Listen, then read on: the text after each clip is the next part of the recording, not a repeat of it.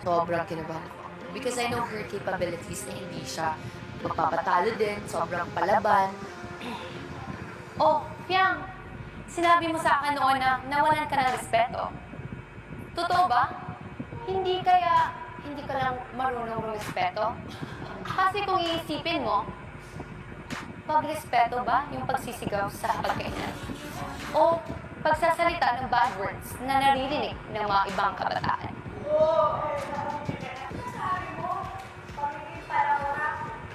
Eh, sino bang mas ate sa atin ang nagbabad finger sa harap ng camera?